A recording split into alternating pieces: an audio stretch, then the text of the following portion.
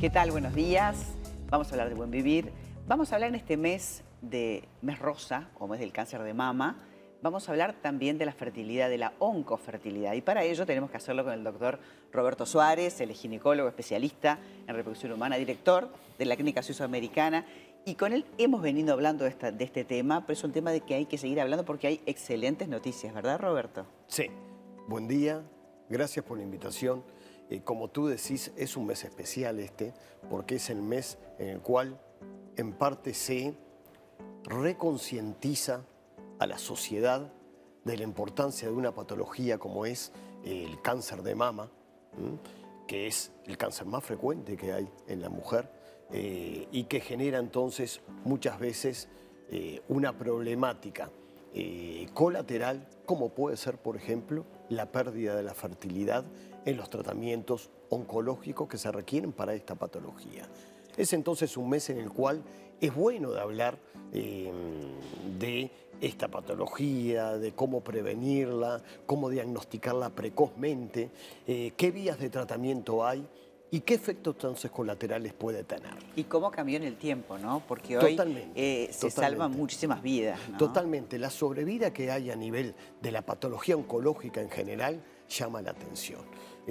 Nosotros recién estábamos hablando que, bueno, una de las ventajas de estar en el protagonismo de ciertas situaciones y el correr de los años es que yo veía antes lo que era la repercusión emocional que generaba informarle a una paciente o a una pareja que uno de los integrantes tenía una patología oncológica. Era realmente un impacto emocional trascendente. La vida se terminaba, ¿no? Yo te diría que la pareja, del punto de vista reproductivo, pero la persona que le dabas una información de esa, que tenía una patología oncológica, se sentía devastada. Era una paciente que se sentía que su vida culminaba ahí y que lo que le quedaba era para simplemente superar todo ese proceso de casi sufrimiento. Sin embargo, hoy lo que es el mensaje de optimismo que brindan esos pacientes es realmente espectacular. Por eso es importante en ese momento hablar de estos temas y darles la posibilidad de guardar su material genético, ¿verdad? Totalmente. Yo te diría que no solo es importante del punto de vista médico, técnico, es un derecho. Es un derecho que lo tenemos que saber. Primero los médicos, que tenemos que estar obligados a informar a los pacientes que están en edad reproductiva que estos tratamientos oncológicos pueden ser extremadamente efectivos, pueden curar a esa paciente o a ese paciente, pero pueden dejar secuelas. Claro. Y una de esas secuelas puede ser la fertilidad para un futuro. Por lo tanto, hoy te diría que estamos obligados a dar esa información. Y si no la damos, estamos cometiendo un error técnico y el paciente no está recibiendo entonces algo que debe recibir y en el momento oportuno. Cuando decía lo de la buena noticia, me refería a la parte económica, porque son procedimientos caros. Y esto es para todos, porque la noticia es que el Fondo Nacional de Recursos ya lo cubre, y ya lo cubre totalmente, porque había un sistema de copagos también, ¿no? Sí, esto ya hace más de 60 días que está votado en el Parlamento, una modificación de la ley de reproducción y que permite que el Fondo Nacional de Recursos, con ciertos parámetros, con ciertas pacientes que tienen buenas posibilidades, con pacientes además que no superen los 40 años, van a poder ingresar a realizarse la preservación de sus gametos, si tienen una patología oncológica, por supuesto, y sin copago, lo cual es muy importante, porque cuando tú recibís noticias como que tenés una patología oncológica, es muy bueno saber que en parte hay un grupo que te ampara y que te permite entonces algunas de las consecuencias que puede traer los tratamientos de reproducción estar cubiertas y sin generarte un nuevo problema. Claro. Sino lo que se te está dando es una solución sin generarte nuevas situaciones negativas. Si el paciente tiene un diagnóstico hoy, si puede llegar a esa unidad de reproducción hoy mismo o mañana, es el ideal. Tiene que estar a disposición la unidad de reproducción o la unidad de oncofertilidad a la orden del paciente. No tiene que ser al revés.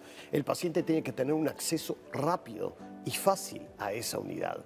Tiene que poder entonces comunicarse con una responsable o un responsable de la coordinación de ellos. ¿Por qué? Porque tiene no solo que verse el paciente, hay que hacer un diagnóstico de lo que es la reserva ovárica o testicular que tiene ese paciente, pero además en forma precoz, en forma rápida. Claro. Y al mismo tiempo puede ser requerido reuniones interdisciplinarias. Probablemente... Todo esto es antes de abordar el tratamiento oncológico. Antes del tratamiento oncológico. Probablemente me tenga que reunir con el oncólogo, con el urólogo, con el cirujano para saber cuál es la estrategia y qué tiempo disponemos para realizar entonces un tratamiento de preservación de la fertilidad de los gametos. En el hombre es muy sencillo, María.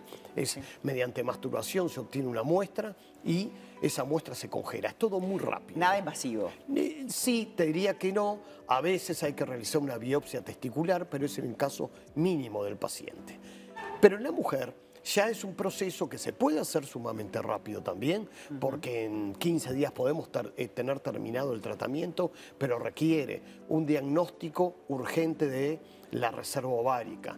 Requiere algunos estudios mínimos que hay que hacer, pero que en 24 o 48 horas los podemos realizar. ¿Qué pasa en el caso de una niña o de un niño? ¿Cómo se resuelve? Y bueno, ahí entonces muchas veces la resolución, si no estamos en la época de la pubertad, estamos hablando de niños, es el congelamiento de tejido ovárico. Mediante la paroscopía se saca o una zona de tejido de corteza ovárica importante o a veces un ovario entero y hay que congelarlo para un futuro. Estamos hablando de técnicas aún experimentales. Claro. ¿Qué hay indicios de que podemos obtener óvulos a partir de ese tejido? Hay posibilidades y hay embarazos obtenidos a partir de tejido congelado y en el hombre también. Muchas veces es la biopsia testicular. Por lo tanto, ante la pubertad la situación es más compleja.